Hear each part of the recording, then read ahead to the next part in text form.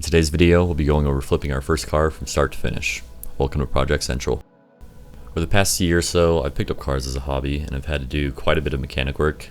Coincidentally, one of my favorite pastimes is browsing through Facebook Marketplace for good deals on pretty much just about anything. A couple months ago, I was going through Marketplace and found a Volkswagen Jetta that had been in a little bit of an accident.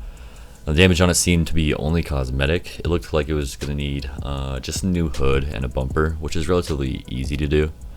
The market price for a 2011 Jetta sedan with 154k miles on it is right around $5,300.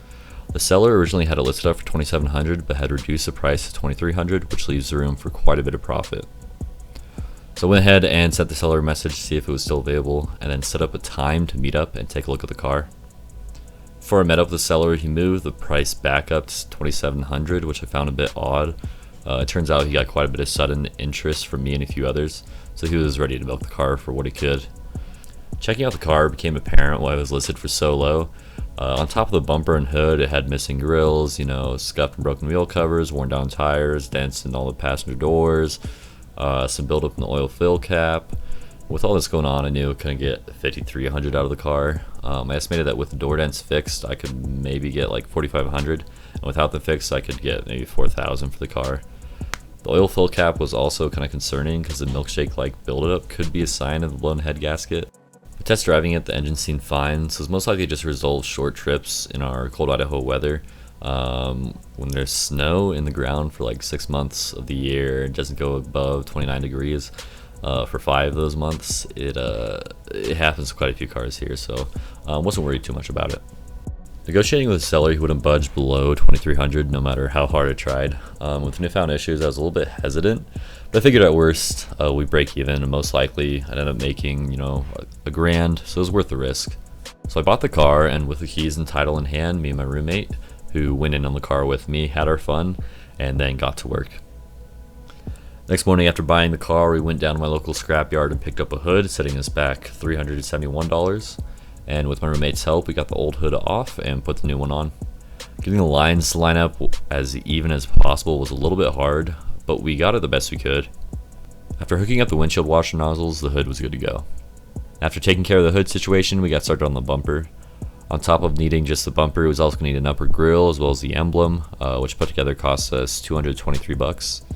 The bumper we ordered would also come unpainted, so we need to get some color matched paint and clear coat to get the job done, which put us back another $96.35. After a few weeks of waiting, everything came in and we got to work. We threw down the paint and then hit the car with clear coat, and it honestly turned out pretty bad. The fibers were sticking up because of the static electricity. The wind made it hard to paint. We didn't have as much color or clear coat as we'd like to have, so it wasn't the fullest, but overall for a parking lot paint job, we couldn't complain. Getting the bumper on was a nightmare. Things had been snapped, misaligned, or straight up missing, so we had a little bit of trouble, but we got it on there as best as we could and got ready to clean the car up to sell. We gave the interior a good cleaning. We wiped down every surface to get rid of dirt and dust. We had everything with the vacuum. We also got all the door frames and such wiped down as they were caked in dirt. Then we hit up the car wash to give the exterior a good cleaning, gave the engine bay a rundown, and took our listing pictures. I was feeling good about the car, and I know people love to negotiate and get deals, so I listed it up on Facebook Marketplace for $49.50. Over the next 2 weeks, I got a good bombardment of messages from about 25 different people, but it was full of $2,500 cash and other lowball offers. I just don't understand how you offer half the listing price and expect to be taken seriously. I got about 5 people out to take a look at the car. 2 of them took it out on a test drive, and then I got ghosted. So it was honestly pretty sad. I was feeling a little bit down about it. Then I decided to drop the price to $4,800 and run a Facebook ad campaign. The campaign cost about $15, but it was worth the reach and visibility it got us. Through the campaign, we ended up finding our buyer, who after some haggling purchased it for $45.50. With all our materials, car washes, and parts added in, we ended up being in the car for $3,086.96, which leaves us with a profit of $1,463.04. The profit alone doesn't tell the whole story though, as it took quite a bit of labor. It took about 6 man hours for the hood, 20 for the bumper, 4 for cleaning and getting pictures and listing it, and another 8 in meeting with buyers and getting it sold. We'll also throw in another 2 hours for part and supply runs for a total of 40-ish hours. And if we divide our profit by the hours put into the car, we get $36.58 an hour, which is totally fine for a little side project. If you like the video, feel free to subscribe to see future projects and flips. I've actually already picked up the next project car, and there's going to be a video out on it in the coming weeks.